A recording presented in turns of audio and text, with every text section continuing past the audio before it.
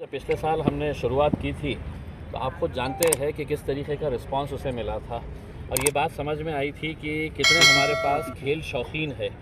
खिलाड़ी तो है ही, लेकिन खेल को देखना जो चाहते हैं लोग, उनकी तादाद कितनी बड़ी है। हम पिछले साल देखे थे कि हर रोज़ हमारे पास 10 से 12 हज़ार लोग ये मैचेस देखने के लिए आते थे। अब सेकंड सीज़न शुरू हो रहा है 2 तारीख से, 2 जनवरी से, और पिछले साल की तरह इस बार भी हमने क्रिकेट टूर्नामेंट रखे हैं, फुटबॉल टूर्नामेंट रखे हैं, मुशायरा और कवि सम्मेलन है। साथ ही साथ दूसरे ग्राउंड के ऊपर बाजू में ही फूड फेस्टिवल ऑर्गेनाइज़ किया जा रहा है। हमने फूड फेस्टिवल के अंदर देखा था कि कितनी सारी हमारी फैमिलीज़ जो है वो शाम में आके अपना यहाँ पर वक्त बिताती थी, उन्हें अच्छा लगता था कि इतने सारे फूड स्टॉल्स है। वो रिस्पांस को देखकर हमने इस बार है तो फूड वैरायटी भी बहुत ज़्यादा चेंज किए है। अलग अलग जगहों से अलग अलग डिशेस जो वहाँ की मशहूर है उन लोगों को भी बुलाया है। तो अगर कोई फैमिली आ रही है और किसी खाने में दिलचस्पी नहीं है तो आके मैच देखेगा, और जो फैमिली मेम्बर्स हैं वो जाके फूड फेस्टिवल के अंदर एंजॉय करेंगे। तो एक बहुत अच्छा इवेंट यहाँ पे आप सबकी मदद से यहाँ पे खेल शौकीनों के खिलाड़ियों को एक बहुत अच्छा प्लेटफॉर्म यहाँ पर मिल रहा है। ये टूर्नामेंट में खेलने के लिए कितने सारे क्रिकेटर्स और कितने सारे फुटबॉलर्स पिछले कई महीनों से मेहनत कर रहे हैं कि वो क्वालिफाई करे करके कि उनका सिलेक्शन हो जाए इस आईजे फेस्टिवल के अंदर खेलने के लिए। तो एक एक प्लेटफॉर्म हम दे रहे हैं। पिछले साल हमने इस इवेंट के साथ हमने एक सामाजिक संदेश, हम सिर्फ यहाँ पर खेल रहे हैं, फूड फेस्टिवल कर रहे हैं, वैसा नहीं है। हमने पिछले साल एक थीम लेकर चले थे कि नशा मुक्त औरंगाबाद करना करके। वो थीम को हम आज इस साल भी हम जारी रखेंगे। और साथ ही साथ इस बार जो है हमने एक अलग नारा दिया है, मेरा शहर मेरा गुरूर, मेरा शहर मेरा गुरूर। बेसिकली हम कम्युनल हार्मनी, यहाँ की एकता जो है उसके ऊपर भर देते हुए सभी लोग आए यहाँ पर एंजॉय करें, क्रिकेट मैचेस, फुटबॉल मैचेस देखें। और इस बार हमने एक अलग जो इंतज़ाम किए हैं कि हमने देखा है कि यहाँ के जो खिलाड़ी है वो बुड्डी लाइन का हो सकता है, वो उस्मानपुरे का हो सकता है, बेगमपुरे का हो सकता है, लेकिन किसी के भी घर वालों की ख्वाहिश होती है कि मेरा बच्चा मैदान में खेल रहा है, इतने सारे लोग उसको तालियां बजा रहे हैं। तो हमने इस बार जो है एक लेडीज़ का सेपरेट एक्सक्लूसिव स्टैंड हमने तैयार किया है, और उसमें जो खिलाड़ी रहेंगे या जिनको खेल में दिलचस्पी है वो लोग आ सकते हैं। उन लोगों के लिए एक एक्सक्लूसिव स्टैंड बनाया गया है। तो एक अच्छा इवेंट आप लोगों के लिए आ रहा है, आप लोगों का भी साथ चाहिए और एंजॉय करिए। इस सीजन में आपने ऐलान किया था सर इस ग्राउंड पे? जी हाँ, और क्या आपने ऐलान किया था इंटरनेशनल स्टेडियम बनाने का हमकास को, वो काम किस हद तक अभी पूरा हुआ है? देखिए, आपका सवाल जो पहले है कि बड़े चेहरे जो है, मेरी ख्वाहिश ये है कि इस ग्राउंड से बड़े चेहरे तैयार हो गए।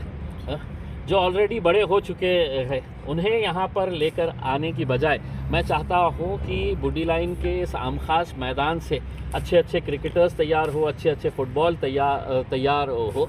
और हमें सबको ये फ़ख्र होना चाहिए कि हमारे इस ग्राउंड के ऊपर खेला हुआ लड़का आज है तो स्टेट की टीम में खेल रहा है, आज देश की टीम के लिए खेल रहा है। तो हमारी कोशिश ये है।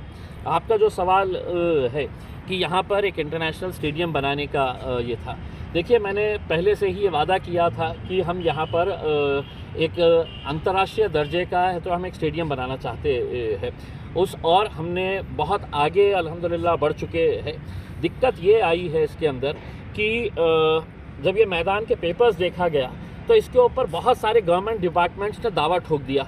कोई कहता है हमारा है, कोई कहता है ये हमारा है करके, और इन्होंने कोई गलत तरीके से अपने पेपर्स देख के सिटी सर्वे ऑफिस के अंदर इन्होंने पूरों ने अपना नाम चढ़ा लिए है।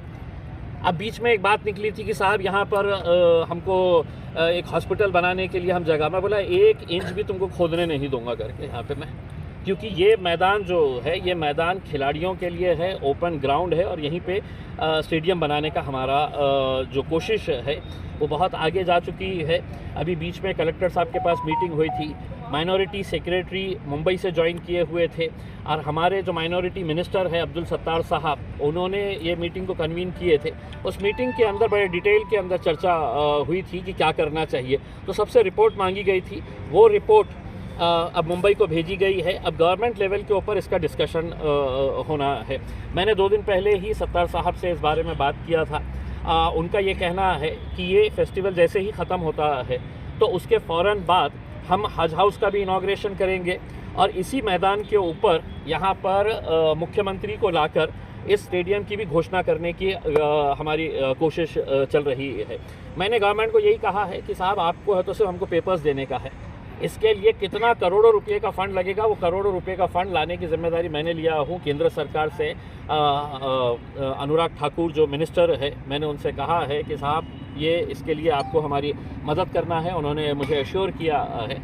सिर्फ पेपर्स एक मरतबा क्लियर होने के बाद दिक्कतें थी, अगर पहले ही अगर मतलब कई साल पहले अगर इसकी कोशिश अगर शुरू हो जाती थी तो मेरे हिसाब से आज इतनी दिक्कतें नहीं आती थी। पेपर क्लियर होते ही हम इंशाल्लाह ये स्टेडियम बनाएंगे। जिस तरह हमने लास्ट सीजन में एक थीम चलाया था नशा मुक्त औरंगाबाद, तो उस नशा मुक्त औरंगाबाद का 1 साल का अरसा गुजर गया है, हम कहाँ तक उसमें सक्सेस हुए? देखिए कुछ हद तक तो हुआ है। देखिए जब आप इस तरह के इवेंट लेते हैं तो प्रशासन के ऊपर, पुलिस के ऊपर भी एक दबाव बनता है कि आप जब डेली यहाँ पर बैठे हुए हैं, आपके होर्डिंग्स लगे हुए हैं, आपके हर जगह के ऊपर नशा मुक्ति के ऊपर लोग आ रहे हैं यहाँ पर, चाहे वो कलेक्टर हो, एसपी हो, आईजी हो, जितने भी लोग आए हैं हमने सबसे उनसे अपनी राय लिए थे कि भाई नशा मुक्ति होनी चाहिए। पुलिस के पूरे वरिष्ठ अधिकारी आती है तो कहीं ना कहीं पुलिस के ऊपर भी ये दबाव आता है कि भाई हमको ये जहर को ख़त्म करना है करके।